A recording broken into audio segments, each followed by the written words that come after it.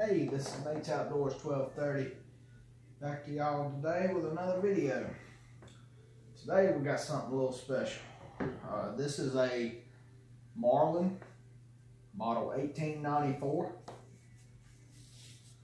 chambered in 44 Magnum. I'll safety check it. There's nothing in the chamber, none in the magazine too. So I wanted to talk a little bit about this gun. Like I said, it's something a little special, something you don't see every day. So I guess I'll start off by saying it's a 44 Magnum, of course. It's got a 18.5-inch barrel.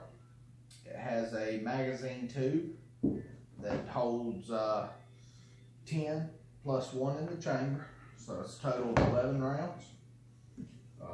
Your traditional wood stock. It's got a gold trigger. Basically your typical lever action. It's got your buckhorn style sights, your rear, and then it's got a front sight that's, of course, it has a cover on it. This gun right here is a 1977 production. This gun, you know, Marlin made these guns since 1894 up until 2006. And for those of you that don't know what happened with Marlin and everything, I'm gonna give you a little history lesson basically. In 2006, Remington Arms Company bought out Marlin, and what had happened was, you know, Marlin just, I don't know if they didn't have the funds anymore or why they went out of business, but they did, and Remington started producing these rifles. Well, Remington making these older rifles kind of gave Marlin a bad rap. Remington was really putting out some terrible stuff. Everything from, you know, the fit and finish on the guns was awful. The levers was super, you know, greedy feeling. The triggers were horrible. Even, you know, as far as the big problem that I really seen a lot was the sights, for some reason, wasn't perfectly straight. You know, it was kind of canted to the left or right, made it hard to shoot at open sights, and even put a scope on it. So, but what had happened was, and this is not really Remington's fault. All the people think, well, Remington can't make lever actions. Well, yeah, they can. The problem was the Marlin workers, they got mad because, I guess because they were losing their jobs, and they destroyed the tooling that it took, all the machines, CNC machining and all this stuff to make these guns. And so they destroyed all the tooling, and Remington didn't know nothing about it. They bought the company, got all the tooling shipped over and all that good stuff, and they set it up and started making rifles. Well, figured out that, you know, that tooling was destroyed, and it wasn't making rifles to spec. Now, it was Remington's fault that their quality control didn't step up and say, hey, these rifles are pretty jacked up. But somehow they were able to slip through the inspection department, and they got out to us, the public. And we started buying the rifles, and a whole lot of people were just, you know, Marlin's a piece of junk. Well, that was the thing until about 2012. From 2006, I believe it was, when they bought them out. And don't quote me on that. I'm not exactly positive, but I think it was 2006. It might have been 07. But around 2012, Remington finally figured out, well, you know, these rifles are messed up, and we got to fix it. So they got around, they fixed the tooling, and now they're producing a pretty good lever action. Now, it's still not original Marlin, and it's, in my opinion, it's nowhere close. but it's a good gun. It cycles, it shoots straight, shoots good, got a good trigger on it, and they look pretty decent. So, you know, that's all really a gun has to do. But this is more of a, more than just a gun. This right here is what you would consider a collector's item. These rifles are very sought after. You know, they're almost invaluable. It's hard to price them because they're just so up and down. Now, condition is everything when it comes to really selling anything. You know, condition matters the most. But even one of these rifles in poor condition will still bring more than you would expect. So let's take a look at this. It does not have a crossbolt safety. This is a 1977 production. They did not start adding crossbolt safeties until, I believe, 83. I don't think any lever action should have a crossbolt safety. You know, the hammer is your safety. If the hammer's cocked, you pull the trigger, it will fire. If the hammer's not cocked and you pull the trigger, it will not fire. So to me, that's your safety. But you know how everything's regulated nowadays. They feel like they need to put all kinds of safeties and grip safeties and you know, even Mossberg. And I'm going to go ahead and say it. I like Mossberg. They make fine guns, but one thing I can't stand about them is they have to, their levers, if you don't squeeze them to the grip, they will not fire. Now, I guess Marlin has that kind of lever safety too. It's a little button right behind the trigger that the lever has to be pressed against, but the Marlins naturally press against it themselves. I mean, it can't really, you know, it naturally holds that button down. Mossberg's, I don't know if their lever ain't tight enough or how it works, but you know, I've seen those. You actually have to squeeze the lever to the grip to be able to fire the gun. And it's just so many safety features like that now that they corrode these guns with, and it's horrible. I understand safety, you know, safety's always first, but you know, it's the gunman or shooter or buyer or whatever it is, it's their responsibility to be safe with the gun. It ain't the gun's fault. So I don't think they need to corrode guns with all these different types of safeties and stuff on them. But all right, I'm done ranting. But anyway, I put a swivel studs on them. I have one right here on the rear, and I also have the clamp-on version that clamps on to the magazine tube in the front. It's a very good gun. Now, these old lever actions, they're not tack drivers. You know, you're not going to get no half-inch group at 100 yards with it, but they shoot good. Now, Marlin has what they've been famous for. It's called their micro groove rifling. Some people love it, some hate it. I don't think it makes a difference to me. I mean, it shoots the same. I've shot them with the regular traditional rifle, and I've shot them, you know, with the micro groove, and to me, they shoot about the same. But you know, just for you to know, they do have the micro groove rifle. Now, these older guns, they're still out there, and they're out there in big numbers. I mean, Marlin produced, I wouldn't begin to guess how many.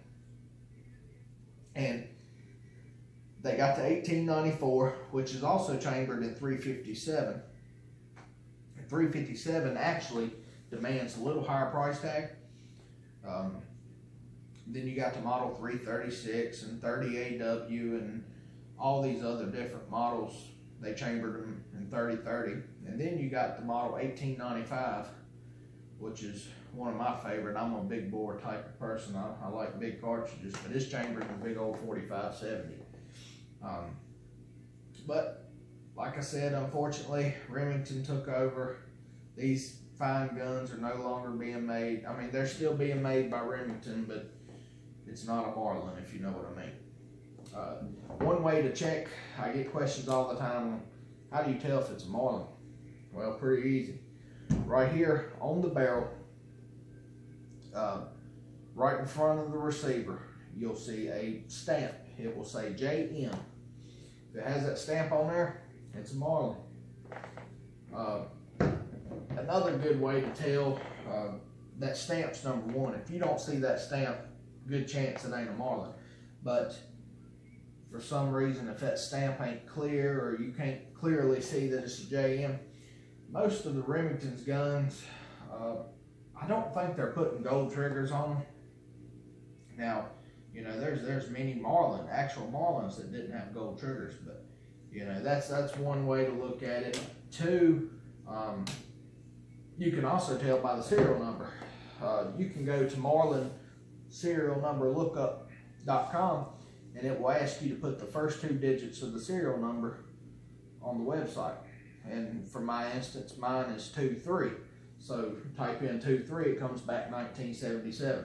Anything made before, I believe, 2006 would be considered a true Marlin. There's not much that's real fancy about these guns, to be honest. They were always considered the poor man's gun. They were always cheaper than the Winchesters. But, you know, the fit and finish on these guns are just flawless. It can't get no better. And Remington, you know, they're producing a decent gun, but the fit and finish, overall, the metal, the way the metal meets the wood, it's almost, I mean, it looks like it was glued on together. I mean, it matches up so perfectly. And like I said, you know, Marlin's had a good blue and finish. Now, this one's not in the best shape. I would rate this maybe 75, maybe 80% condition. You know, there's plenty of scratches on the barrel and a few on the receiver. Now, the wood stock's in pretty good shape. There's a few scratches right here on the bottom, but you know, overall, this is a pretty good condition rifle, especially for it to be 41 years old. But when it comes to value, you know, I kind of even scares me to take a guess on them, but most of these rifles, if you look on Gunbroker or hear what I've seen recently, is rifles in about this condition is going on Gunbroker between $700 and $800. Now, you know, that could vary, and I said that's in this condition. If you can find a mint condition 95% or better, you're going to be paying well over $1,000. It's very hard. Now, you may find some mint condition 80s models, 90s models. You know, that's not too hard to find. But to be a 77 and be a mint condition, that's pretty daggone good. Most of these rifles, when these hunter, you know, this was always the hunting man's gun, and you know, they bought these rifles and they would beat them up. I mean, you would take them in the brush hunting, you know, hard with them, marring up the wood and the finish and all that, because nobody knew what these rifles was going to be worth back then. So, you know, they used it like you would your typical gun.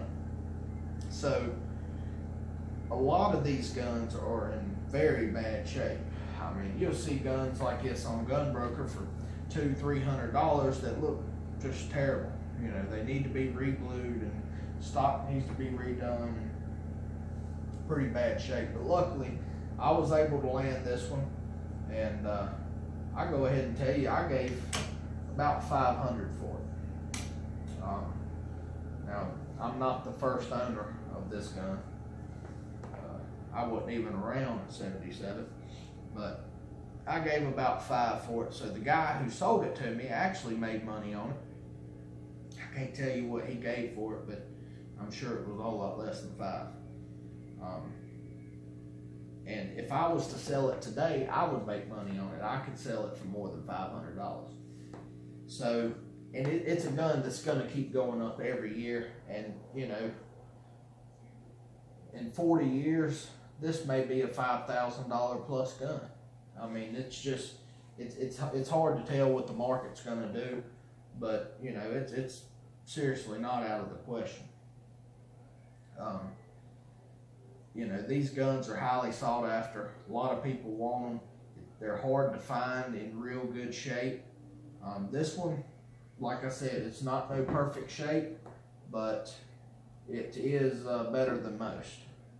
And, you know, I don't have no problem with hunting with them. Now, a lot of people don't hunt with them. A lot of them now, you know, you'll see them sitting in the back of collectors' gun safes because, you know, the more you shoot it, the more you scratch it up and stuff, the less it's going to be. But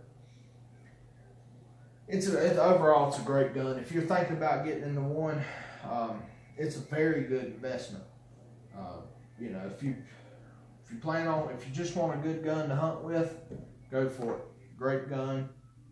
Maybe you can find one in a little rougher shape if you just plan on hunting with it, and you know, don't have to cosmetically have it, you know, look in A+ condition. But if you're looking one to collect, try to buy the best shape one that you can, and it don't matter what caliber you get it in.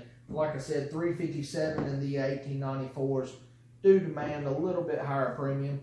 Of course, the good old-fashioned 30-30s, you know, you get a good condition 336 or 30 AW, you know, they're higher dollar guns. But overall, if you just want a good gun to hunt with, go for it. Marlin's a good gun. It'll last you a lifetime. Or even at a collector standpoint, if you're looking to buy one to invest in, you know, pay the $1,000 or $1,500 or how much ever it's going to cost you to get the best shape one you can. Set on it for a good while, and then when you need the money, sell it, and I guarantee you're going to make money on it. You know, it's a good gun. It's got the straight stock. This one does. Now, you know, some of them have the pistol grip. You know, nothing wrong with either or.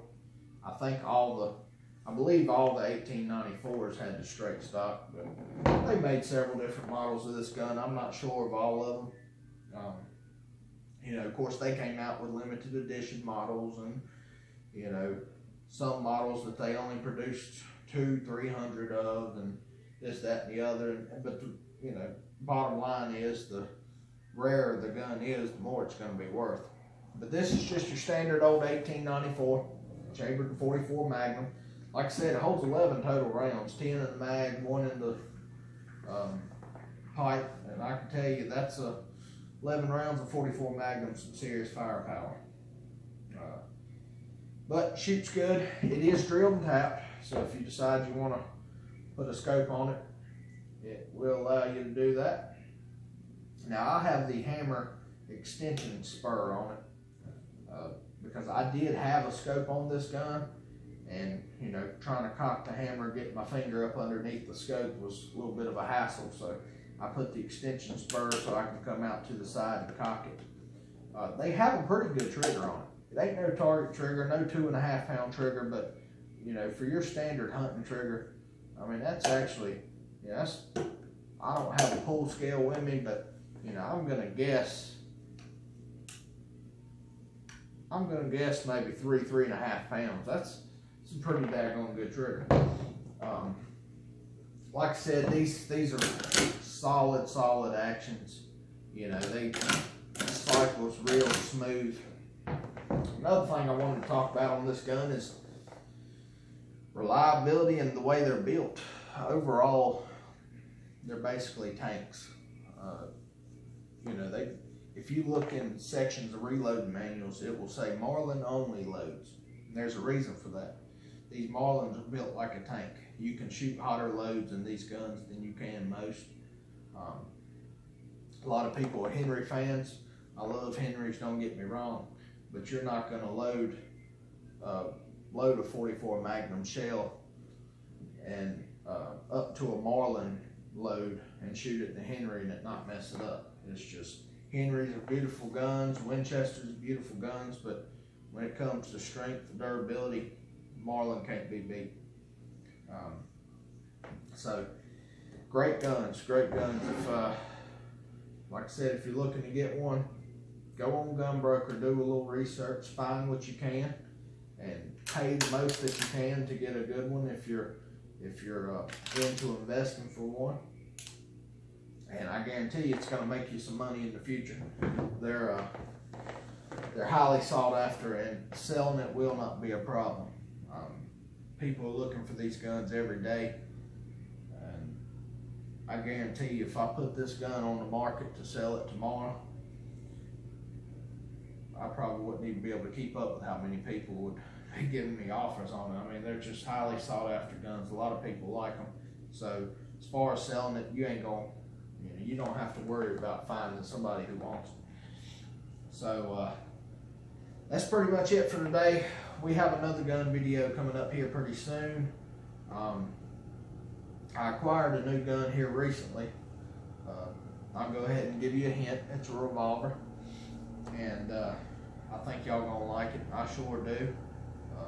I'd like to shoot a little bit more and get to know it so I can give y'all my final thoughts on it. But we got that coming up. I'm gonna try to do maybe a reloading video the next day or two. I don't know if I ought to do a full reloading video all at once, or if I should break it up in sections. I guess I'll figure that out and get back to that. But yeah, please like this video. If you like what you see, please subscribe. Y'all are what keeps me doing these videos, so support for the channel is always highly appreciated. So please like and subscribe, and until next time, y'all be safe, keep shooting.